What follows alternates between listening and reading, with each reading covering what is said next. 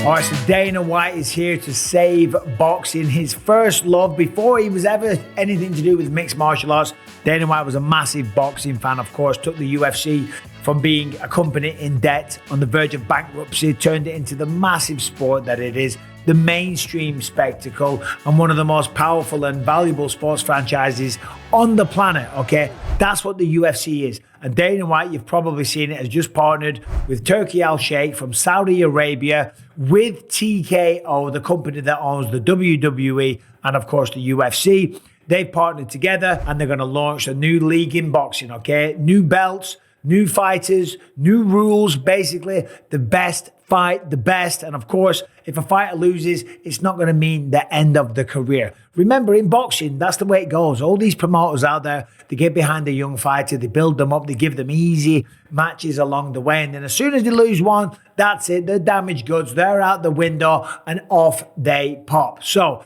I'll give you my thoughts on this. But first of all, let's just watch the announcement from Dana White. What's up, guys? We have just done a deal to start a new boxing league with Turkey, who absolutely loves the sport of boxing. I am very happy today. And you got to say, he loves the sport of boxing, Turki Al-Sheikh. I mean, look at what he's done, bringing all those massive events out to Saudi Arabia, bringing the UFC out to Saudi Arabia and paying them phenomenal sums of money because he's a fan of the sport. I give the flag of boxing to the best man who can handle it. He have a tough job now, but I am sure he will be delivering to the people and the fans the magnificent league and get boxing great again. The model is proven to make boxing great again. That's awesome. To deliver the fights that the fans want to see. The best will fight the best, and the fighters will continue to move up the rankings and become world champions. We will continue to make announcements on where you can watch and all the rest of the details on the business as we get closer to the launch. I'll see you soon. All right, so there it is. Now, there's a lot of people out there losing their minds going, oh my God, this is terrible for boxing. The UFC fighters don't get paid very much. Boxers make real money. That's bullshit. This is number one bullshit. Don't believe that. A lot of people in the UFC make a tremendous amount of money. And a lot of people in boxing make next to nothing. That's just a sad reality. Yes, of course, you have your outliers, your Floyd Mayweathers, your Tyson Furies, your Canelo Alvarezes. These guys make huge sums of money. But for the most part, a lot of fighters on the undercard, they're making next to nothing. They're not making a lot of money. All right, so let's get into this. Boxing right now is kind of considered a little bit old-fashioned. It's something that your dad likes or that your granddad likes, but your kids like MMA. They like the UFC because of the energy, because it's new, because it's more exciting. That's just the fact of the matter. I hate to say it, I love boxing, but MMA is more exciting. It's a better sport. There's more ways to win and lose.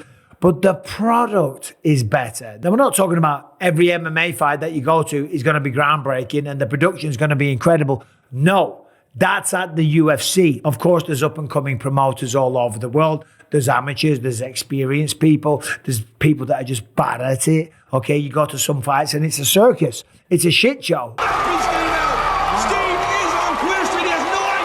You go to some and they're pretty good. And then you go to the UFC and it is known for a long time to be one of the very best sporting experiences that you'll ever go to. The energy is unbelievable. The production of everything, it is incredible, okay? And that is what boxing is missing. And that is what Dana White is going to bring to the table, of course, with the parent company TKO and, of course, the financial backing of Turki Al-Sheikh. Turki Al-Sheikh's been spending a lot of money, but still, the sizzle of it isn't there. The experience, okay? I've seen a lot of people complaining about some of the events. You go to a boxing event, a lot of the pacing is terrible, okay?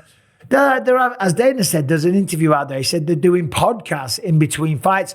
These guys will do a fight, then have a fucking podcast for an hour and 30 minutes before the next fucking fight comes on. And you know what we do? We go boom, boom, boom, boom, boom, and all the fights fucking roll all night. They're having concerts in between fights. And the people that are in the stands, that have bought the tickets, that have flown to wherever the fight may be, flown to Saudi Arabia, they just want to see some action. They want to see some violence. They want to see people getting knocked out, support their favorite fighters. They're standing there watching some concert of some rapper that they've never even heard of.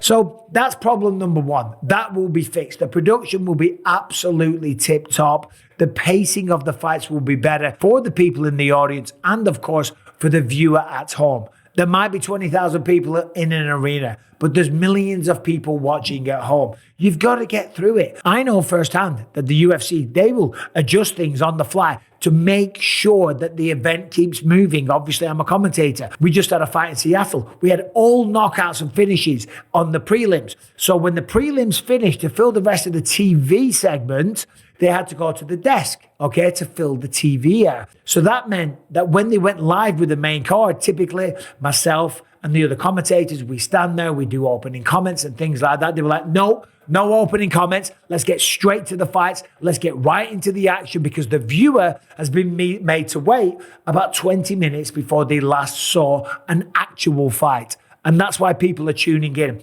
Not for podcasts, not for performances by your favorite rock star or rapper. They want to see the best fighters in peak physical condition going up against one another. That's what it's all about. So first and foremost, all that will be fixed. A lot of people, you see them out there online, you just got to look on Twitter, look at the comment section on Instagram, people complaining about the pay. That's nonsense. A lot of the up-and-coming fighters, they get paid very, very little in boxing. If they follow the UFC model, there will be a minimum payment, okay? So they know straight away, listen, all I've got to do is make it to this league, and I'm going to get 12 and 12, say, $24,000. A lot of boxers have never sniffed $24,000 in your life. And then if you're good enough to get through that contract and you progress and you're excited and you've got a personality and you've got some charisma and you've got a following and you give people a reason to tune in, the money's going to skyrocket. Look at Conor McGregor, for crying out loud. And you might say he's an outlier. Yeah, sure, definitely the guy that made the most money in mixed martial arts.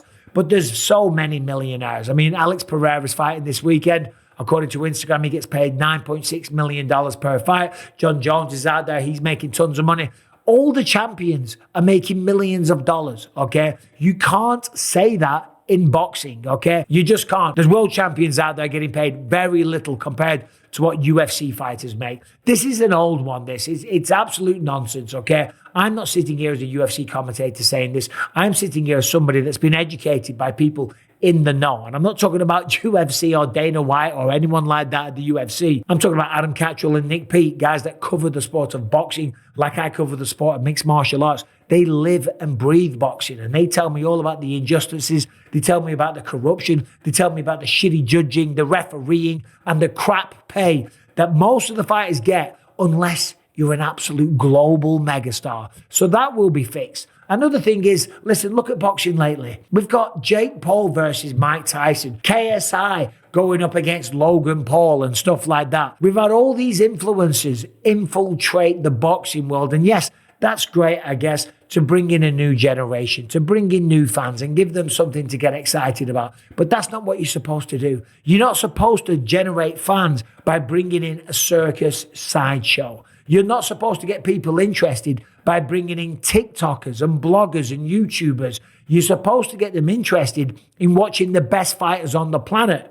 That is not what people have been tuning into boxing for. Yeah, of course, Usyk, Tyson Fury, people like that, they are the best. They are the best heavyweights of their generation. And speaking of that, Tyson Fury, Anthony Joshua, that's a fight that we're probably never going to see now. Under this kind of leadership, the best are going to fight the best. The fights that everybody wants to see will finally take place.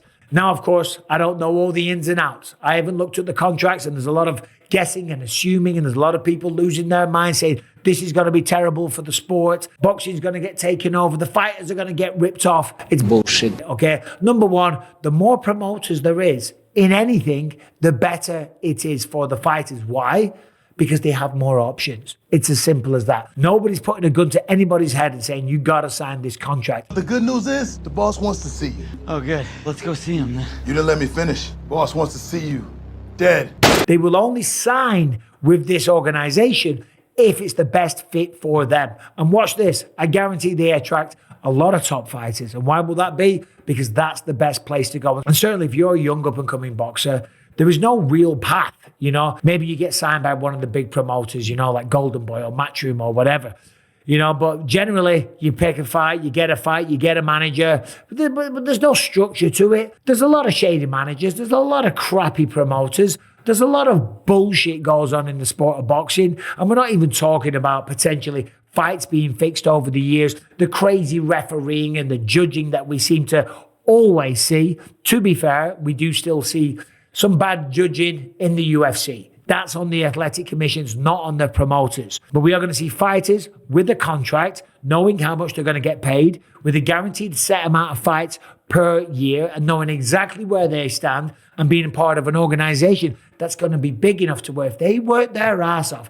and if they're truly good enough, they'll be able to turn themselves to not only into a world champion, into a superstar, but into a multi-millionaire. And with boxing, yeah, if you are that good, if you're Mike Tyson, if you're Floyd Mayweather, hopefully always the cream rises to the top, okay? But it's not always the case. Some people get shit on along the way. Some people lose a fight and then get fucked off like damaged goods. Well, in the UFC, I lost plenty of fights along the way, but I still became champion of the world. I still became a Hall of Famer, because just because you have a bad night shouldn't mean the end of your career. And if you think they're going to wait until like 2026, until they start making these massive game-changing events, then hold your horses, because Turki Al-Sheikh just dropped this nugget on the Pat McAfee show. And I want to tell you a secret. If he allowed me, ask him which the first event fight he will have in September. Ask him if you want to answer. Hey, Dana, I have a question for you. Birdie just dropped in my ear the first event that's happening in September. I didn't know if you knew anything about that or anything going on. Well, these are things that we want to pump the brakes on and announce these things when you do it right. My friend Turkey gets too excited and wants to go out and talk about September. Congratulations, boys. Yeah. Congrats. We're happy for you.